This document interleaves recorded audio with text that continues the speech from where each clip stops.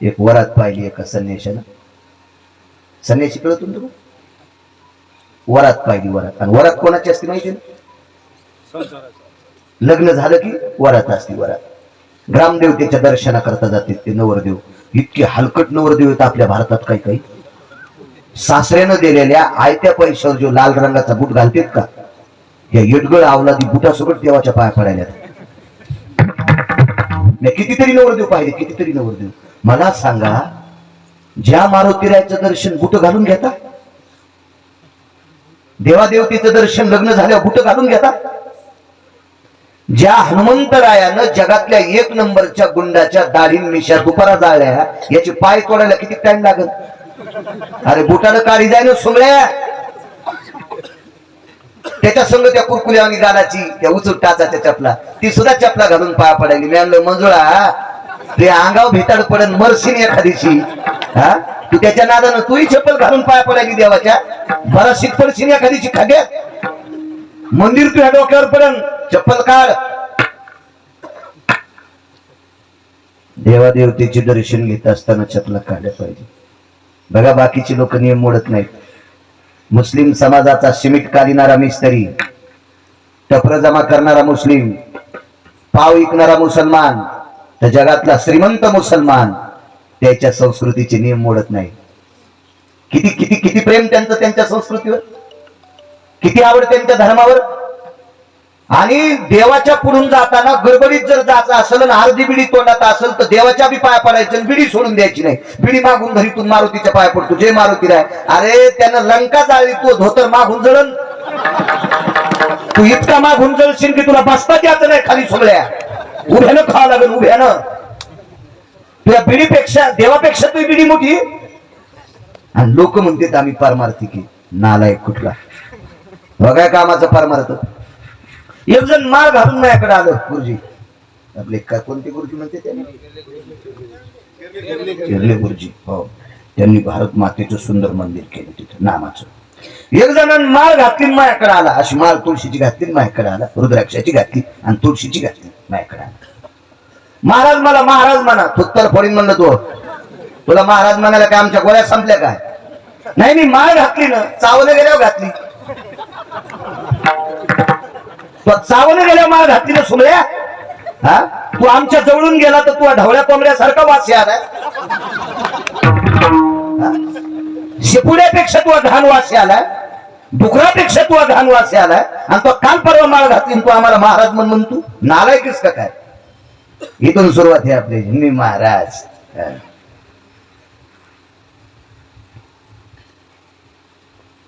माणसानं देशाचा घटक म्हणून जगावा. आपण ज्या कुळात जन्माला आलो त्या कुळाचा शिष्टाचार करून धर्मावर निष्ठा ठेवून जीवन जगावा, त्याला माणूस म्हणतात. अरे जगायला तर नालीतले डुकरेही जगतात. आईने जन्म देऊन सोडून दिलेले कुत्रे सुद्धा दुसऱ्याच्या गल्लीतलं खरकट खाऊन जगतात. या जगण्याला अर्थ असतो का? जगणं असं जगावा की त्या मालकाने आपल्याला जन्म दिलाय कशासाठी? देवे दिला देव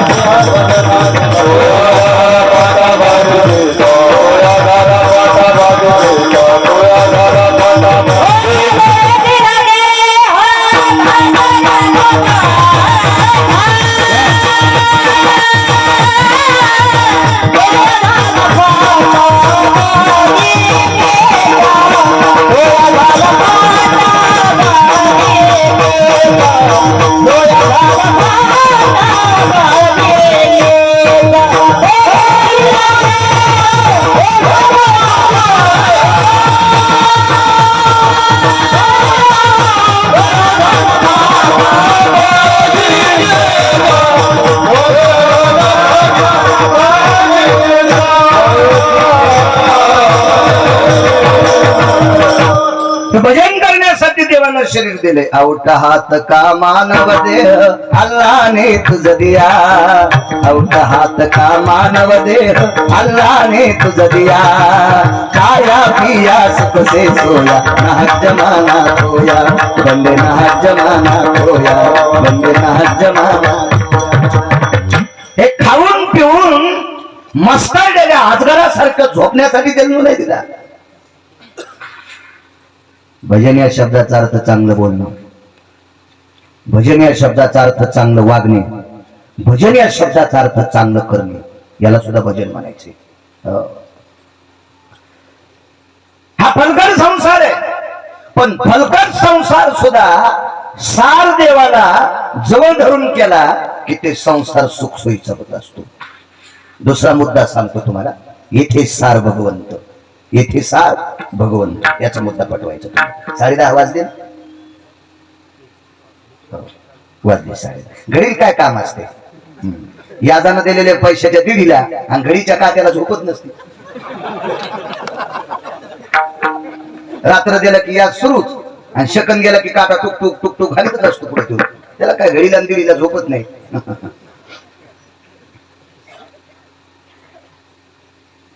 देवाला जर सार भगवंताला आपण जवळ घेतलं तर फलकट संसार सुद्धा सुखाचा होत असतो. एक व्यक्ती अत्यंत गरीब होती. चला, हरिश्चंद्र राजे श्रीमंत होते. आज सार देवाला जवळ धरलं, संसार जरी फलकट असेल तरी आज पुराणात नाव आहे, आज पुराणात नाव आहे, पुराणात नाव आहे. रावणानं दैवी संपत्तीमध्ये रावण हा अधिकार संपन्न होता, पण काम नावाचा व्यक्ती अंतकरणात आल्यावर आसुरी संपत्ती वाढली आणि रावण भ्रष्ट झाला. पुराणात नाव आहे, पण चांगला म्हणून नाही. संसारात फजिती फार लोकांची झाली, पण सार देवाला जवळ धरलं. सार देवाला श्रीमंत श्री चोखोबाराय नावाची व्यक्ती, किती गरीब, किती गरीब, किती गरीब. तुमच्या माझ्यासारख्या बऱ्या बुऱ्या लोकांच्या मुलांचे मुलींच्या लग्नामध्ये पूर्वीच्या काळात गॅस सुविधा नव्हत्या. साहेब, गॅस नव्हते, गॅस नव्हते. सरपण होते, सरपण लाकडं होते. हे लाकडं फोडायचं काम चोखोबारायने केलं. काय भेटत होतं याच्या बदल्यात त्या व्यक्तीला? शिळी भाकरी आणि ताक.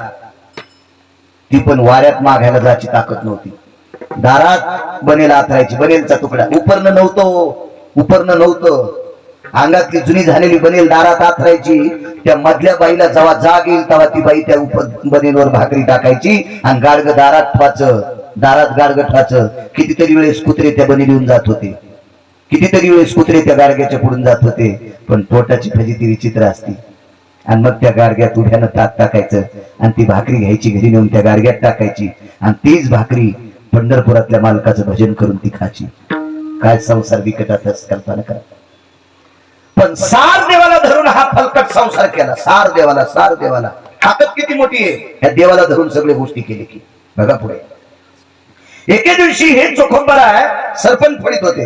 2.5 किलोची कुऱ्हाड होती, मोठी कुऱ्हाड. मोठं सरपण फळायला बारकी कुऱ्हाड कशी जमते? खपक्या कुऱ्हाड. ती कुऱ्हाड अशी आवेशाने टाकत असताना हाराचा पिंजरा पिळत होता. हाराचा पिंजरा असा करकर करकर करकर करकर पिळायचा. शेंडीपासून घाम पायाच्या तळपायापर्यंत येत होता. आणि सरपण फोडल्याच्या नंतर किती हान. एके दिवशी त्यांचा कर्ममेळा नावाचा मुलगा रस्त्याने जात होता आणि ते कुऱ्हाडीचा एक लाकडाचा धिंपीचा तुकडा उडाला आणि संदिशी बाबांच्या पिंजरीला लागला. आरपार त्या लाकडाचे चिरे अशी मधात घुसले. ते दोरके ती कडक कडक कडक कडक कडक अशा त्या धिंपीच्या चिरा. ती धिंपी उपसली, बनेरीचा तुकडा बांधला, भरभर भरभर पाय सुजला. घरी येऊन मुलगा आईला म्हणला, आई, आपल्या घरातल्या सगळ्या लोकांच्या पोटाची अवस्था कशी भागती, बाबा काय त्रास सहन करतात. ते आज पाहिलं, आज पाहिलं. काय काय प्रेम असं, किती प्रेम, किती प्रेम. एवढा संसारात किती गोड वागावा. इतका संसार फलकट आहे, पण देवाला धरून ज्यांनी संसार केला का त्या माणसांचा संसार सुखाचा आहे. अभंगावर कितपत बसत असेल पण आठवलं म्हणून सांगतोय.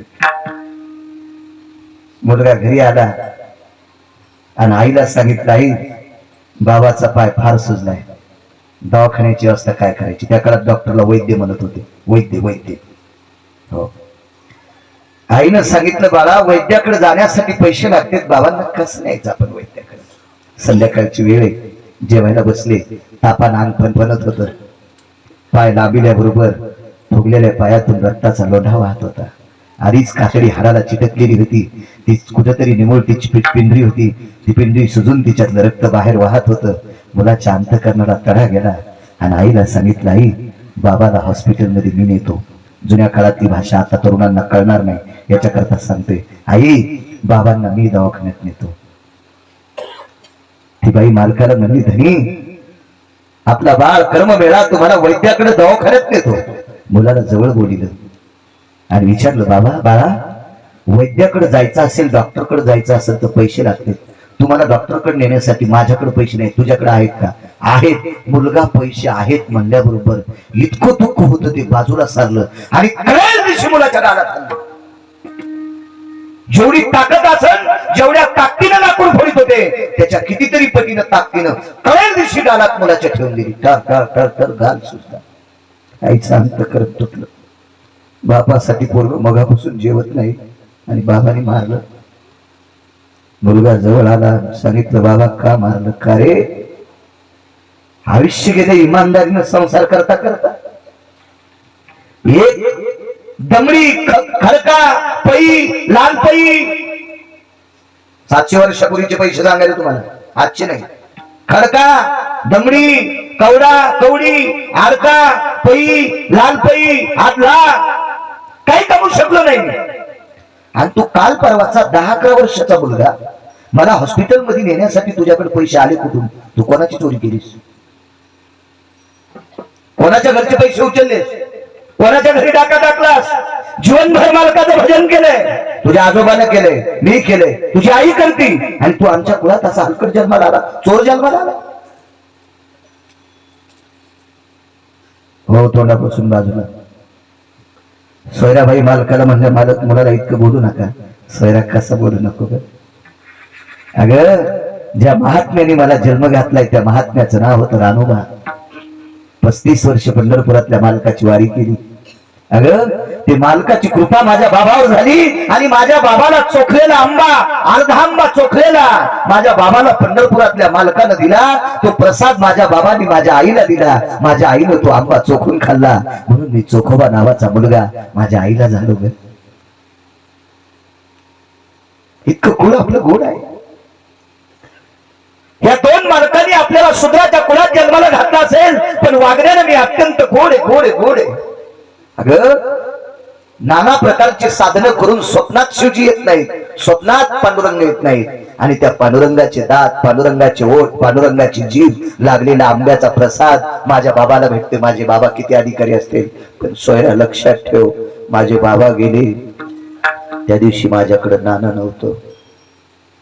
कारण सांगतो गुरुजी, आपल्या संस्कृतीत माणूस गेला की त्याच्या कपाळाला नाणं चिटकवत असतात.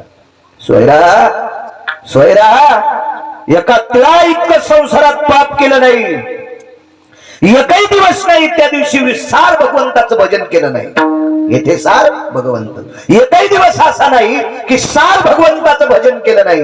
आणि एकही दिवस असा गेला नाही त्या दिवशी मी चांगलं काम केलं नाही, तिला इतकं पाप नाही केलं, चांगलंच वागलं, भजनच केलं, पण बापाच्या कपाळाला लावण्यापुरतं नाणं सुद्धा कमवू शकलो नाही. आणि हे पुट्ट मला दवाखान्यात नेण्यापुरते पैसे याच्याकडे आले कुठून? आईने विचारलं, सांग कुठून आले? गेल्या 4-5 वर्षापासून आत्याबाई माझ्या बाबाला दिवाळीला, राखी पौर्णिमेला राखी बांधण्यासाठी बाबाला बोलवतात, पण बाबा गेलेच नाही. आईने तुझी आणि बाबाची आज्ञा घेऊन मंगळवेढ्याहून विदर्भामध्ये मेहुणा राजा नावाचं गाव आहे, तिथं चोखोबरायची बहीण निर्मळा आहे. आणि मी आत्याच्या भेटी करता गेलो. आत्या श्रीमंत होत्या, चोखोबरायची बहीण श्रीमंत होती. वैकुंठवासी माधव महाराज मगर सांगायचे, चोखोबरायच्या बहिणीच्या घरी बैलगाडीला सोन्याच्या शिवळा होत्या, सोन्याच्या शिवळा. त्या काळात 450 एकर जमीन, भारदस्त. आता तिथं चोखा सागर म्हणून शासनाने त्या तलावाला चोखा सागर असं नाव दिले. शासनानं 4.5 कोटीचा निधी चोखोबरायच्या मंदिराला बहाल केलाय.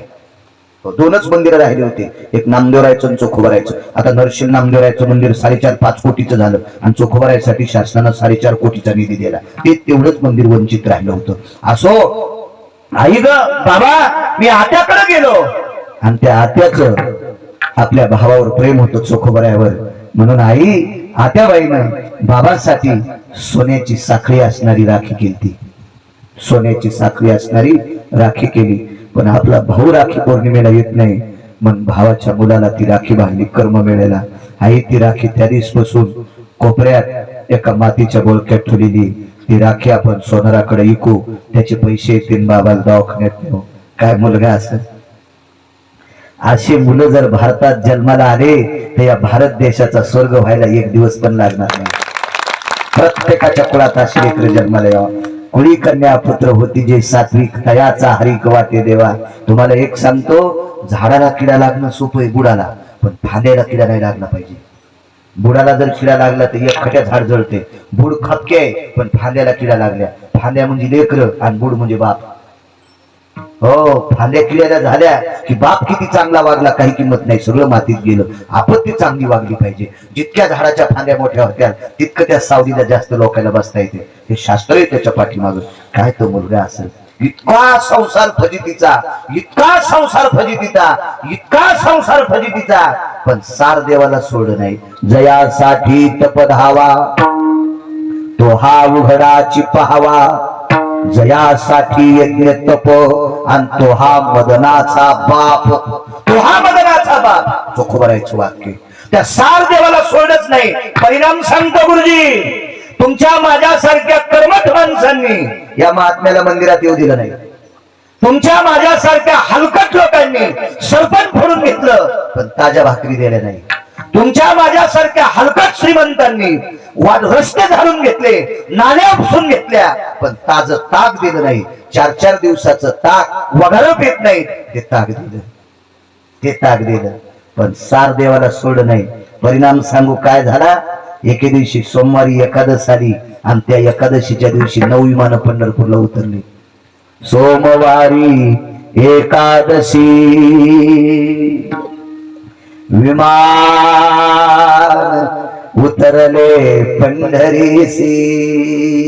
ती एकादश सोमवारची होती. अभंगाचा पुरावा आहे, गांजा फुक्याचा नाही. मी बोलतोय म्हणजे माझ्या का गोळ्या सोड्या संपल्या का? भितारावर थोडंच पडलो मी डोक्यावरून का गांजावरून थोडं आलं. सोमवारी एकादशी विमान उतरले पंढरीसी. पंढरपुरात विमान उतरलं. कोण कोण उतरलं त्या विमानामधून? नारद, तुंबर, तो हा अमरेंद्र जान, धर्मनिष्ठा तिघा सघन, तो पंचानन पहुडला. या सर्वांची निष्ठा एक ओटली, अशी भगवान शिवशंकर तिथं प्रगटले. काय ताकद असेल. एक जण म्हणला, मी 50 वर्षापासून पंढरची वारी करतो. मग हा तू काय मला? महाराज, वारी शिवजीने केली. याच्या पलीकडे सांगू का? वारकरी संप्रदायाची स्थापना भगवान शिवशंकराने केली. गिरगावकर म्हणते म्हणून ऐकायचं नाही. एका जनार्दनी वैष्णव आणि शिरोमणी महादेव. पैठण मधले मालक सांगते शिरोमणी भगवान शिवशंकर आहे. म्हणून तर पंढरपुरातल्या मालकाच्या डोक्यावर अधिष्ठानी शंकराचं. हो, तुम्ही पंढरपूरला जा, पांडुरंगाची महापूजा करा. महापूजा करत असताना देवाची टाळू चाफा, त्या टाळूवर भगवान शिवशंकराची लिंग आहे, भगवान शिवशंकराची पिंड आहे. काय ताकद आहे. भजन त्यांनीच केले. भजन करी महादेव, राम पूजे सदाशिव. भजन परंपरा तिथूनच आली. भगवान शिवशंकराच्या डमरूतून निघलेले बोल ऋषीबा तुमच्या कामी आलेत. ते बोल त्या डमरूतून. ते कटाच्या निधी बाई निधी यती संगम सती आणि कालती लंबोधर भय जायते विकट जकर भय सुभर विजाय मंगल प्रदम विजायते सुखपनि सुखपन भयपति भासा निधिपति भयपति संगन सुना चतुरनि संगन भयपति लाल चतुरनि संगन भयपति लाल चतुरनि संगन. हे तिथून बोल निघले. तिथून तांडव नावाच्या सुक्तातून, आसव नावाच्या सुक्तातून 6 आणि बाकीचे सगळे तांडव नावाच्या सुक्तातून. तांडव गती मुंडन पर नाचत गिरिधारी, तांडव गती मुंडन पर नाचत गिरिधारी. बम बम बम बम बम बोले बलिहारी, बम बम बम बम बम बोले बलिहारी. तांडव गती मुंडन पर नाचत गिरिधारी, तांडव गती मुंडन पर नाचत गिरिधारी. हे तिथून सगळं. आपल्या बापाची जागिरी काय? त्यानं जर नसतं सोडत आपण काय वाजिलं असताय का? त्यानं जर नसतं सोडत आपण काय स्वर गायले असते? त्याची कृपा आहे. हो, त्यांच्यामुळे आपण आहेत, आपल्यामुळे ते नाही, त्यांच्यामुळे आपण आहे. हो. देव आपल्यासाठी कधीच झोपला नाही. मंदिरात घंटा का वाजते सांगू तुम्हाला? होते शांत हो द्या ना. मी काय तमाशातलं थोडं सांगायला तुम्हाला. एक जण म्हणला घंटा याच्याकरता वादित असते, देव जर झोपलेला असला तर त्याला जागा करायचा. सुमळेच का काय? अरे देव ज्याच्यासाठी झोपला त्याला भिंतीला टेकीत असते. देव ज्याच्यासाठी झोपला त्याच्या पुढे 2-4 उदबत्त्या लावित असते. देव ज्याच्यासाठी झोपला त्याच्यासाठी 2-3 मथऱ्या रडायला असतात. बाई कसे दिसायले, ते इकून आहे, मी इकून. एक जण काय म्हणला, कोरोनात चांगले चांगले माणसं मेले. शब्द वापस घे म्हणलं तुझा. कोरोनात तरुण माणसं मेले असे म्हण. कोरोनात जर चांगले चांगलेच मेले असतील तर जिवंत राहिलेले वाईट आहेत का? जिवंत राहिलेले मूर्ख आहेत का गुरुजी? नाही. माणसं मेले त्याबद्दल दुःख आहे, पण कोरोनात चांगले आणि वाईट हे मेले म्हणू नको. कोरोनात ती माणसं मेली, देवाची कृपा ज्यांच्यावरची संपली ती मेली. ज्यांच्यावरची देवाची कृपा संपली ती मेली. आपल्यावर देवाची कृपा आहे म्हणून आपण जिवंत आहे. याच्याकरता इथून पुढे कामं चांगले करायचे. सार देवाला आपलंसं करायचं. चला, सोमवारी एकादश होती. रात्री 8:30 वाजता सूर्यास्त झाला. सूर्यास्त झाल्याच्या नंतर काही वेळाला 7, 7:30, 8 वाजता विमान खाली उतरले. 9 त्या विमानामधून सर्व देवता, यक्ष, किन्नर, गंधर्व, चारण, विद्याधर, लोकपाल, दिग्पाल, चारुहास, परमहांस सर्व देवता आमंत्रित झाले. भगवान पांडुरंगाने पाहिलं, कोणीकडे काही नाही म्हणजे चोखोबरायच्या घरी जायचे. चोखोबरायच्या घरी, आणि चोखोबरायच्या घरी रात्रभर भजन झालं. आणि सकाळी द्वादशीला सगळ्या देवता जेवल्या. एका जनार्दनी आईशी चोखियाची मात, आणि जेवे पंढरीनाथ त्याची घरी. मला एक बाजू सांगायची, एकीकडे संसार जर चोखोबरायचा पाहिला, एकीकडे संसार चोखोबरायचा पाहिला, तर इतकाही चित्र संसार, इतकाही चित्र संसार की त्या संसाराचं मोजमापच करू शकत नाही. इतकी परिस्थिती बिकट. आणि सार देवाला जवळ घेतल्याच्या नंतर ताकद काय झाली सांगू तुम्हाला. ज्या व्यक्तीला संसारामध्ये भाकरी खाण्यासाठी दिवस दिवस सरपण फोडा लागत होतं, दिवस दिवस रस्ते झाडा लागत होते. आणि तिसरं काम सांगू तुम्हाला सज्जनांनो, मंगळवेढ्याला जितकी जनावरं मरतील तितकी मेलेली जनावरं चोखोबरायला गावाच्या बाहेर नेऊन टाकावं लागत होती. गावाच्या बाहेर नेऊन टाकावं लागत होती. किती काबाड कष्ट असतील, तरी 2 टायमाची भाकरी पोटभर भेटत नव्हती. तरी पण सार देवाला सोडलं नाही. याचा फायदा आहे का? फायदा आहे का? वरच्या राजानं पाप केलं. पाप केलं. साहेब राग येऊ देऊ नका, एक माफी मागून सांगतोय. देशावर आपत्ती त्यावेळेला येत असती 2 लोक चुका केल्या की, एक चूक राजसत्तेत आणि एक चूक धर्मसत्तेत.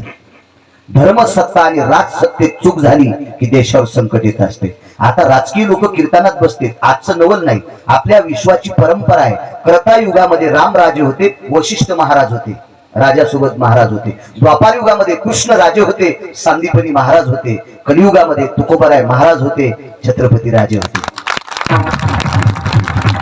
राजसत्ता आणि धर्मसत्ता, राजसत्ता आणि धर्मसत्ता या देशात कायमस्वरूपी कायमस्वरूपी कायमस्वरूपी आहे.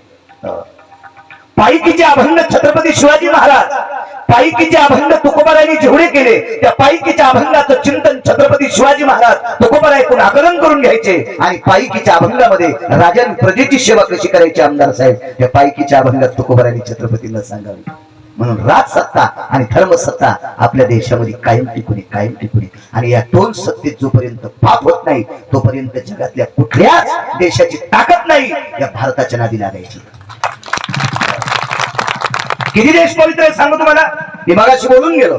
यातून ज्यांच्याकडे बसलो ते पाटील कोणते होते? बाबूराव पाटील. बाबूराव पाटील. मी त्यांना सांगितलं, ते शेती करायचं नाद आहे त्यांना. त्यांना म्हणलं मी पण शेती चांगली करतो, खूप खूप सुंदर शेती करतो. नरसाहेब मला शेतीचा फार नाद आहे, खूप चांगला. कशाला फिरायचं इकडे तिकडे लोकांच्या घरी धोतर भरीत. ज्या दिवशी कीर्तन नाही त्या दिवशी शेतात जात असतो. आणि ही रितेरी माणसं आगावात फिरायला जे शेतात जात नाही त्याने सकाळी रोड जाम केला. अरे रोड टॅक्स लोकांना गाड्याचा भरलाय, गाड्या रोडून चालू दे ना. तू रोडवर कशाला चालला? तू शेतात गेला करायला जाय ना. तू ब्लड सर्क्युलेशन सगळं पुढे होत. रानात जाईन रोड जाम केलाय. हा रूम ने ती बसायची जागा हाणायला पाहिजे. तुला उभ्यानच खाता यावं. मग शेतात गेलं पाहिजे. तुम्ही कधी कधी जात जा, काही तुम्ही कधी का शेतामध्ये कधी कधी जायचं शेतामध्ये. वातावरणात किती गोड हवा असते, काय मंजुळ असते. मुंबईच्या लोकांना 500 रुपये तोळा हवा भेटत नाही. 500 रुपये तोळा चांदीच्या भावात हवा भेटणं मुंबईच्या लोकांना. आपण इतके नशिबान माणसं आहोत, आपल्याला शेतात ती झाडाझुडांची या वनराईची हवा भेटते. आपण किती मोठी माणसं आहोत. कधी कधी रानात गेलं पाहिजे. हो त्यांच्याकडे गेलो मग. काय सांगू लागलो कारण गेले विसरून. विठ्ठल विठ्ठल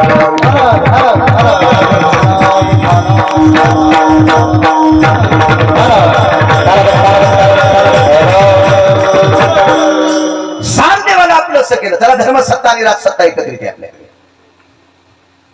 इंद्राने पाप केलं, 222 कामं होती त्याच्याकडे. साहेब आपल्याकडे मंत्र्याला किती पद असते? एक.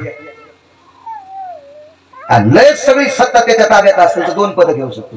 याच्या व्यतिरिक्त मंत्र्याला पद असतील का? 2 पद असतील 2. पण असा एक मंत्री आहे त्या मंत्र्याला 222 पद आहेत. तो अमरपुरीचा राजा, त्याचं नाव इंद्र. आणि यानं चुकीचं काम केलं. 5 प्रकारचं अमृत खराब झालं. 5 प्रकारचं अमृत खराब झालं, खराब झालं, खराब झालं. वाटेल ते प्रयत्न केले, अमृत शुद्ध होत नाही. 123 यज्ञ केले आणि 124 यज्ञ करण्यासाठी मुलगी लागते. 123 यज्ञ पैशावाल्याला करता येते, पण 124 यज्ञ ज्याला करायचा का त्याला त्याच्यासाठी मुलगीच लागते. मुलीच्या यज्ञातच 124 यज्ञ होत असतो, लग्नातच. हे त्याला एवढंच तूप लागतंय. सप्तपदी असते त्याला.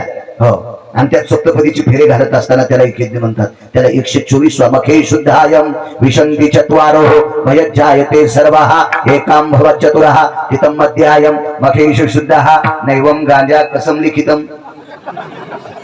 हे गांजा फुकेन दिले का? शास्त्रांत त्याच्या पाठीमागं. ज्याला मुलगी नाही त्याला 24व्या क्रमांकाचा यज्ञ जीवनात कधीच करता येत नाही.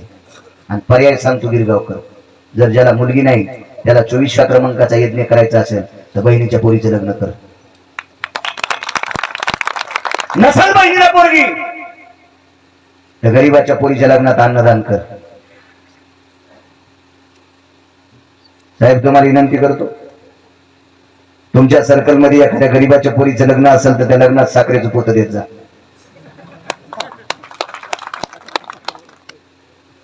मी मला नाही काही मागणार. गैर शपथ मला असा पाईप आहे पैशाचा, पंढरपुरातल्या मालकान दिलेला, काशीतल्या मालकान दिलेला असा पाईप आहे मला पैशाचा. पण मी तुम्हाला चांगलं काम सांगेन. वर्षाकाठी जर 5-50 पोते साखर जर तुमच्या खर्चातून एखाद्या गोरगरिबाच्या लग्नात जर उडाली असेल, अशा सप्त्यात जर साखर उडाली असेल तर तुम्हाला नको वाटेल तोपर्यंत काशीतले मालक आणि पंढरपुरातले मालक तुम्हाला राजाश्रयाची वेडिंग करतील. फार मोठी ताकद यायची. चला, पाप व्हायला अमृत खराब झालं, वाटेल ते यज्ञ केले पण अमृत शुद्ध नाही. अमृत शुद्ध करण्यासाठी पंढरपुरात चोखोबरायकडे यावं लागलं. आणि चोखोबरायच्या भजनानं अमृत शुद्ध झालं आणि स्वर्गातले लोक जेवत होते. दृष्टांत संपला. फजिती किती होती चोखोबरायची सांगितली तुम्हाला? मस्त आहे ती फजिती नाही, पण एवढी फजिती संसारात असताना सार देवाला सोडलं नाही तर स्वर्गातल्या लोकांचा संसार सुखात केला. ही चोखोबरायची ताकद आहे. पण ताकद कशाची? सार भगवंताला जवळ धरल्यामुळे. येथे सार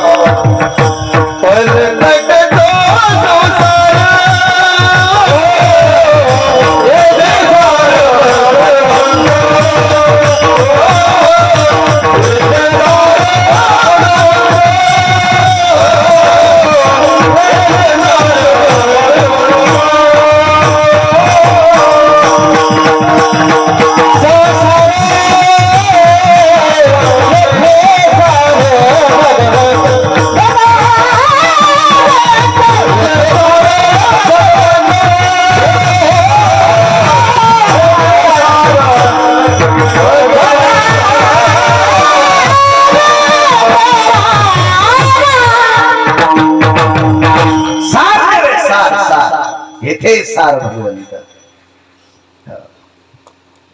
इतका सार देवे, इतका सार देवे की त्या जेवाशिवाय दुसऱ्या जगातलं काय नाही. एक मुद्दा सांगतो तुम्हाला.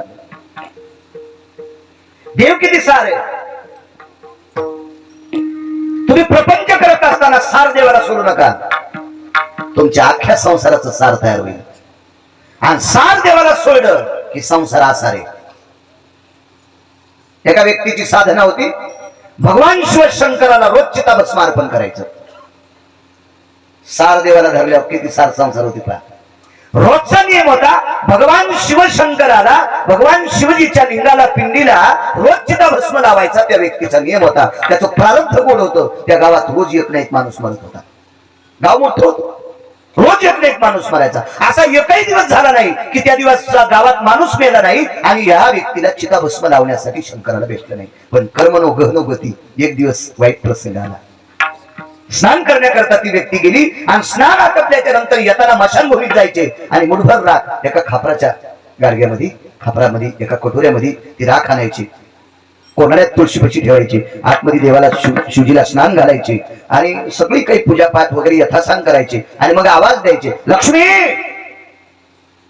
चिताभस्म घेऊन ये. पण त्या दिवशी कटोरा रिकामच होत, त्याच्यात चिताभस्मच नाही. बाई इतकी अधिकारी होती, मालक परमार्थिक होते, परमार्थिक मालकाला मदत करणारी बाई होती. तिची देवावरी सत्ता, जिका भाग्याची आहे व तिचा पती तिचा देव, मानी व्रताराची बोली, धन्य जगी ती माऊली, जिचे होता दर्शन निळे पोट भरी अन्न, तुका म्हणे पतिव्रता तिचे देवावरे सत्ता. किती मोठी ताकद आहे या देशाची. स्त्री इतकी जडी, इतकी जडी, इतकी जडी. साहेब, या देशातल्या, या भारत देशातल्या स्त्रीचं वर्णन जगातल्या कोण्याच व्यक्तीला करता येत नाही. आणि केलं असन तर ते टोकाला पोचलं नाही. या संप्रदायात 228 अभंगापैकी एका अभंगात यांचं वर्णन केलंय. ज्या घरी कुल स्त्रिया राजराणी व संपत्ती. मी सांगितलं ना तुम्हाला, हा देश किती पवित्र आहे ते सांगता सांगता विसरलो. ताकद नाही कोणा नालायकाची या देशाला कानबोट लावायची. या देशातली जमीन, हा त्यांना शेतीचा नाद, मला शेतीचं, हे विसरलो होतं. येते कधी कधी मेमरी कार्डावर लोड आल्यावर ते जरा लोड येतो ना, काय करू आता, हे का नाही. हो, 3037 गाव आहे माझं महाराष्ट्रातलं. एकदा गेलेलं गाव 3037 आणि माझा 83चा जन्म आहे. हे द्वात्रामुळे मग त्याला दिसतो. हो, त्यावेळी जेवण हे ते बत असतं त्याला. काय कुठल्या देशात काय असेल ते सोडून द्या, एकमेव असा देश भारत देश ज्या देशात 11 प्रकारची जमीन आहे. 11 पद्धतीची जमीन आहे या देशातली.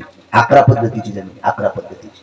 जगात कोण्याच देशात नाही. एका देशात 4 प्रकारची, एका देशात 2 प्रकारची, एका देशात 3 प्रकारची, एका देशात 4 प्रकारची, एका देशात 2 प्रकारची.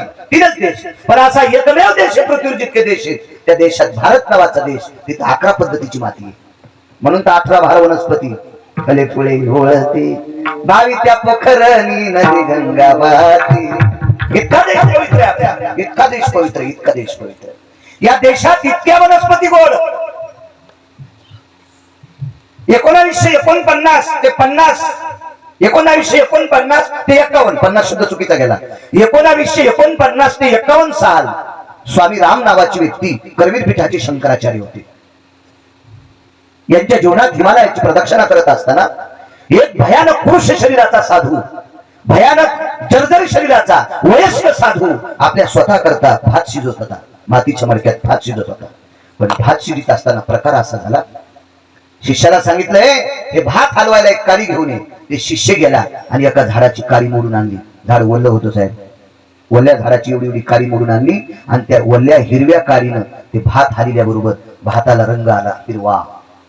त्या फांदीचा काडीचा रंग भातात उतरला आणि भात हिरवा झाला. त्या साधूच्या लक्षात आलं हे विषारी काडी असावा, हे भात खाल्ल्यावर आपण मरतो. ते 2 शिष्य त्या साधूनं भात खाल्लाच नाही. ते भात खाली रिचीला. पाठीमागून एक येडं आलं. ते येडं 80-90 वर्षाचं होतं. त्याची कोणी दाढी केलेली नव्हती, शेविंग नाही, कटिंग नाही, काय नाही. आणि त्या येड्यानं तो बका बका बका बका भात खाल्ला.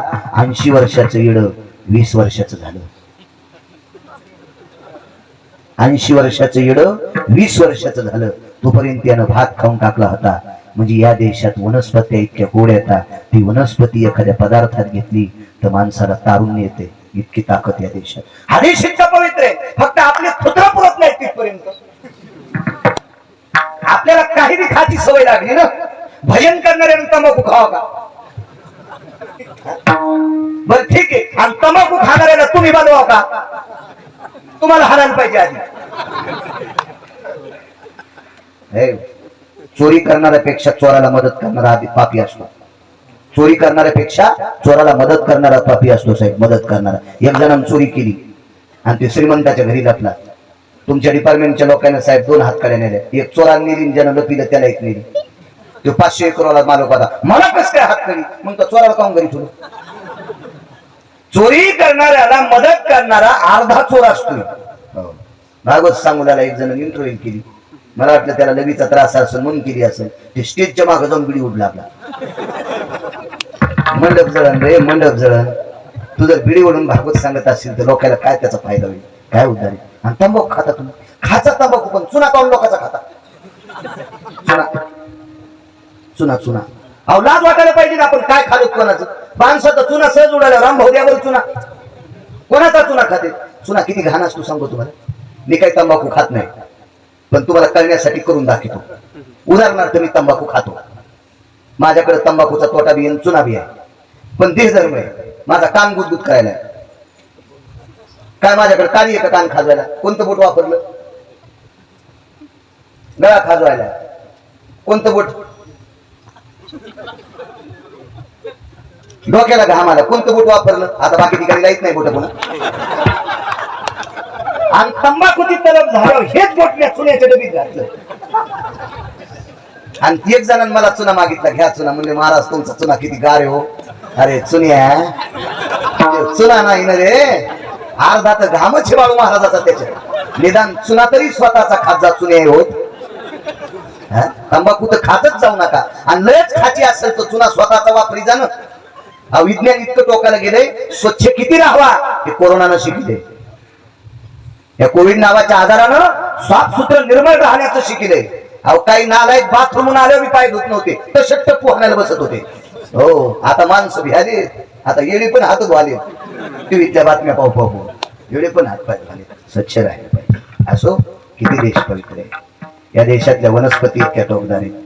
अहो 110 वर्षाचं मथार 20 वर्षाचं झालं. आणि डोळे नसणार मथार त्याला डोळे आले. त्या मुनीचं नाव होतं च्यवन. सनत कुमार आणि अश्विनी कुमार नावाच्या 12 देवता 6 देवता साईडोनी 12 देवतेनं 52 वनस्पती एकत्रित केल्या आणि त्या व्यक्तीला प्राशन दिलं. आणि तो व्यक्ती 110 वर्षाचा. एक तुम्हाला कळण्यासाठी 110 म्हणतोय. ते जास्त वर्षाचे होते पण ते 20 वर्षे झाले म्हणून च्यवनप्राश खा म्हणते. च्यवनप्राशच्या डब्याला एका म्हाताऱ्याचा फोटो दाढीवाल्या. ते च्यवन नावाच्या ऋषीचा. पण तो च्यवनप्राश सनत कुमारांनी अश्विनी कुमारांनी केला. आता हा च्यवन कुमार अशाच च्यवनेने केलाय. त्याच्यामुळे मी 1.5 क्विंटल खाल्ला पण मग गुडघा राहील. हे सारे धंदे वाईट. काय होणार आहे त्याच्यामध्ये आहे का नाही? इतका नाविन्य संपन्न. तिसरा मुद्दा सांगतो आपला भारत देश किती पवित्र आहे. नेपाळ नावाच्या देशातला एक कोपरा जर सोडून द्याला तर जगात डोकं भरून पदर घेणारी स्त्री भारताच्या व्यतिरिक्त सापडणार नाही. इतका देश पवित्र आहे आपला.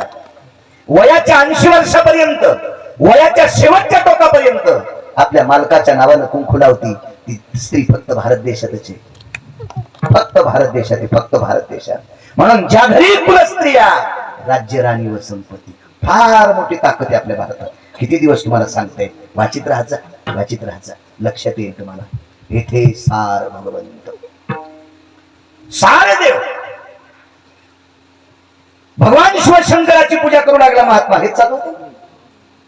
सार देवाला जवळ धरलं की जळालेला संसार सुद्धा सुखात येतोय. जळालेला संसार सुद्धा सुखात येतोय. एका आवाजात बाईला आवाज द्यायचा लक्ष्मी भस्म घेऊन या. पण लक्षातच नाही ना आज काल गावात कोणी माणूसच मेलं नाही. आणि काल गावात कोणी माणूस मेलं नाही याच्याकरता ते जाळलंच नाही. आणि ते जाळलंच नाही याच्याकरता चिता भस्मच नाही. आणि आपण आणलंच नाही. त्या ती बायको देईन कुठून. पण पूजा करण्याच्या नादामध्ये विसरून गेले. आवाज दिला लक्ष्मी भस्म घेऊन ये. कटोर पाहिलं तरी का. दुसरा आवाज आला लक्ष्मी भस्म घेऊन ये. बाईच्या लक्षात आलं. तिसरा आवाज जर आला आणि आपण भस्म जर नाही नेलं तर पतिव्रता धर्मातून बाजूला सरकले. लगेच शरीर पेटून घेतलं. जोहार केलं. शरीराचं राखून. महात्मा बाहेर आला आणि बायकोच्या शरीराची राख भगवान शिवजीला लावली. शिवजी प्रसन्न झाले. काय पाहिजे. जिनं माझा नियम चालू ठेवायला मदत केली. जिनं माझा नियम चालू ठेवण्यासाठी स्वतःला जाळून घेतलं आणि माझ्या संसाराची ताटातूट केली. देवा आता माझ्या संसारात किती दुःख आहे. मी कोणाकडे भाकरी मागू. जिनं हे तुमची पूजा करण्यासाठी मला मदत केली ती मला पुन्हा पाहिजे. सार देवाला धरून संसार केला. सार शिवजीला धरून संसार केला. सार पंढरपुरातल्या मालकाला धरून संसार केला. जळालेला संसार पुन्हा जाग्यावर आला. म्हणून येथे सार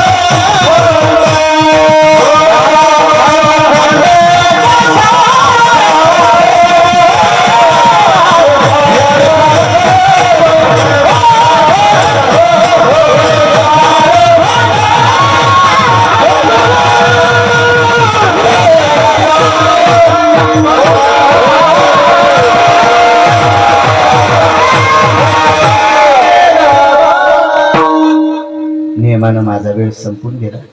9च्या अगोदर माझ्या गळ्यात येईन आता, तरी 10 मिनिटं घेतो तुमचे, कारण ते मामा म्हणले होते पाटील मला 10 मिनिटं वाढवा. भूक जरा निबर टाकला लोखंडाचा. येथे सार भगवंत ऐसे जागवितो मना सरिषे जना सरित अवघा निरसोनिया काम. हो, मनाला जाग केलं दुसऱ्या कडव्यात, पण पुन्हा याच्या पाठीमाग फार उपाधी, शरीराच्या पाठीमाग अवघा निरसोनिया काम घ्यावे नाम विठोबाचे. आपण जर हा काम बाजूला नाही केला तर भजन करता येत नाही. बघा कामानं किती बेजार केले. एक मुद्दा सांगतो, कामामुळे व्यसन वाढते, विकार वाढतात, नाना प्रकारचे हे षडविकार वाढतात, नाना प्रकारचे व्यसन. फार विचित्र व्यसन असते काम नावाचं व्यसन. सगळ्या व्यसनापेक्षा बेकार. बाकीचे व्यसन पण बेकार असतात बरं का.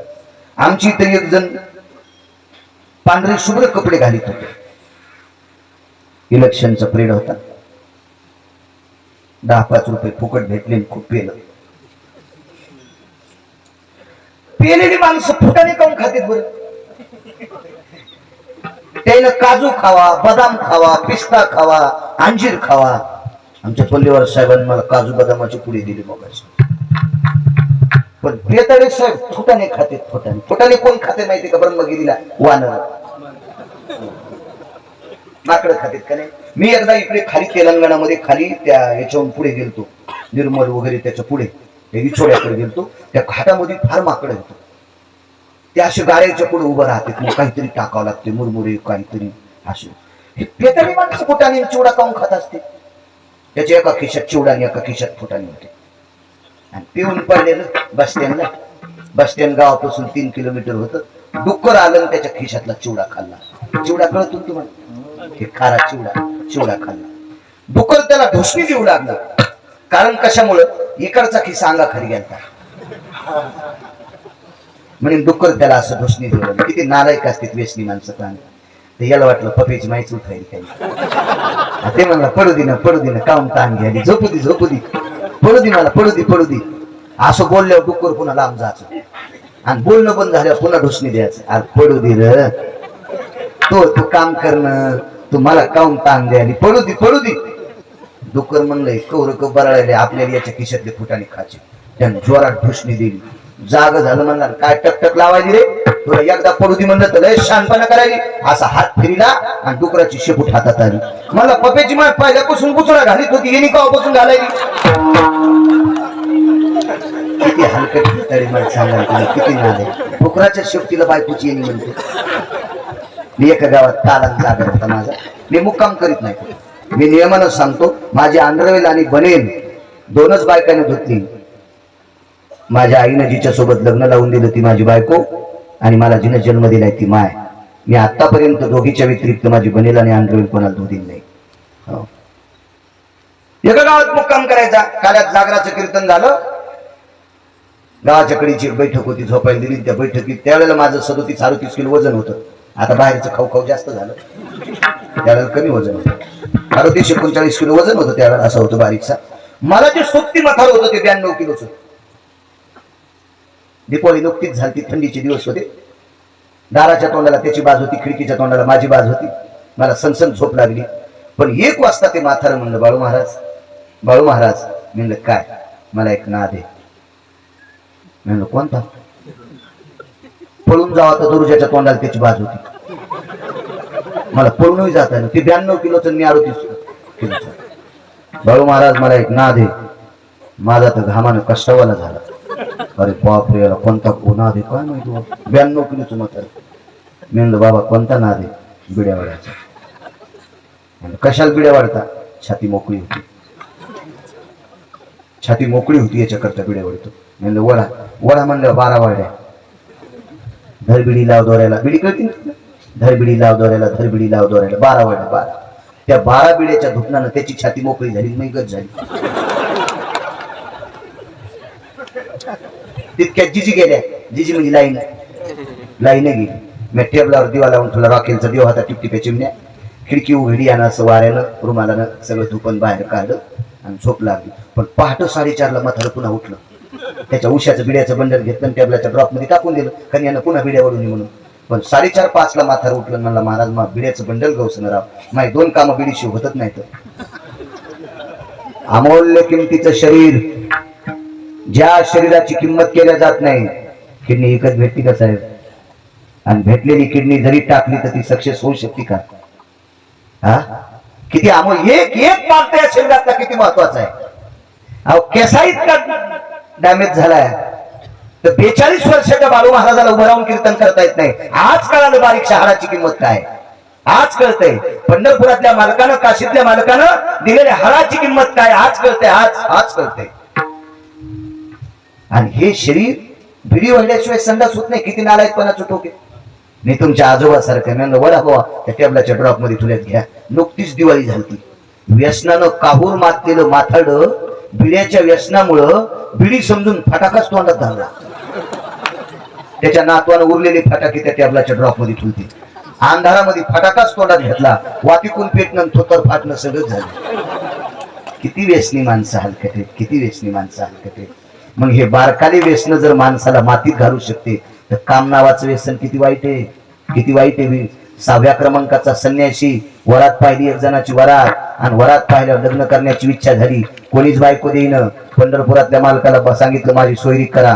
पंढरपुरातले मालक म्हणले तुम्ही संन्यासी आहेत आता सोयरीक असते का? म्हणले करा ना, तुमचं भजन करतो. तर पंढरपुरातले मालक म्हणले कोणीच देईन आणि कशाला संसार करता? संसार लय बेकार आहे. तर नारद म्हणले संसार लय बेकार आहे तर मग तुम्ही 16,160 काऊन केल्या? संसार बेकार आहे ना, तुम्ही आम्हाला सांगायले मग तुम्ही इतक्या काऊन केल्या? भगवान म्हणले चालता चालता झाले लग्न झाले. मग याच्यातली एखादी मला द्या ना. काम किती बेकार आहे गुरुजी. काम पंढरपुरातल्या मालकानं सांगितलं मी जिथं नाही ती घेऊन जाय. येऊ नाही अशी जागा असेल का? प्रत्येक ठिकाणी देव आहे. संन्याशाला राग आला तडतड तडतड तडतड द्वारकेतून निघाले. द्वारकेच्या बाजूला एक आंबिका वन ऐकून ते वन संपले. ते भगवान शिवशंकराचा शाप आहे त्या वनाला. त्याच्या बाजूला एक दिव्य वन आहे. त्या वनामध्ये दिव्य अशी एक सरोवर आहे आणि त्या सरोवरात रागात उडी टाकली. रागात त्या सरोवरात उडी टाकल्याबरोबर त्या सरोवराला असा शाप होता. माणूस पाडकी बाई होत होती. नारदाची नारदी झाली बाहेर झाली आणि बाहेर आल्यावर नवरा उभाच होता. कोण होता नवरा? तेच. एका सोयीनं 7 पोरं झाली आणि 61 पोरगी झाली. तीच आपल्या वर्षाचे संवत्सर येते. याच्या पलीकडे सांगू का? काम नारदाचा टोकाला गेला. टोकाला इंद्रा पडली भग. चंद्र झाला काळा आणि नारद चुकला चाळा भजनाचा. काम इतका बेकार आहे.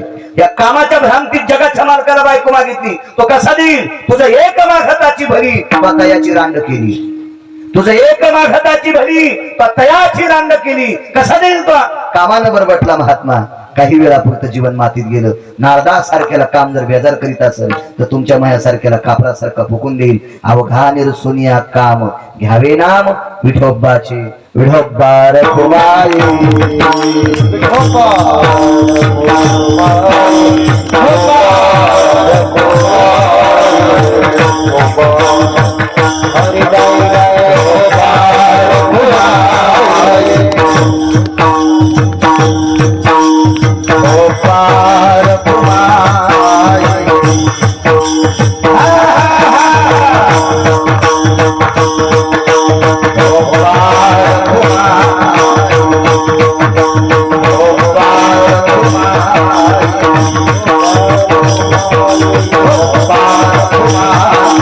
Oh,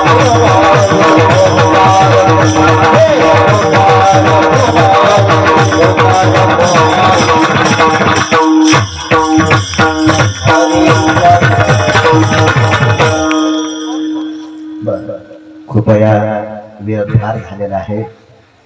काय होतं माहितीये का, मी अजून 10-5 मिनिटं बोलायला काय हरकत नाही. मी तरुण आहे, पण एखाद्या व्यक्तीला शुगर असते पल्लेवार साहेब गुरुजी, आणि शुगर असणाऱ्या व्यक्तींना लघुशंकेचा त्रास असतो, म्हणून फार फार काही बोलणं. तेव्हा गावरान तूप वाटीभर वरणात 2 चमचे घ्यावा. वाटीभर वरणात वाटीभर तूप घेतली की दोन्हीची चव जाते. आणि कीर्तनकारांना आपला टाइम झाला की जे विठ्ठल घेतलं पाहिजे, आहे का नाही. ट्रॅक्टर किती महागाईचं घ्या, पण आपला बांध आला की मोडीलं पाहिजे. दुसऱ्याच्या केळीत घातलं आणि न ते बसायची जागा, ठीक आहे. आता याच्यानंतर जागर असतो, जागराच्या नंतर पहाटे विष्णू सहस्रनाम आहे, काकडा आहे, विष्णू सहस्रनाम वगैरे, कथाचं भजन पारायण वगैरे, कथा सगळं असते. म्हणून आपोआपल्या याच्यात आवडलं पाहिजे. शहाण्याबाईनं वरण शिजल्यावर गॅस बंद केला पाहिजे. पण वरण शिजल्यावर ती म्हणली माझ्या नवऱ्याला 1.5 लाख पगार आहे, मी सुरूच ठेवीन. वरणच जळून गेलं. शिजल्यावरी वाया जावयाचे. आपला टाइम झाला की हात पिला पाहिजे. पण तुमच्या वेळेमुळं मी अर्धा घंटा पुढे सरकलो. सगळ्यांना साष्टांग प्रणिपात करतो. ज्ञानेश्वर माऊली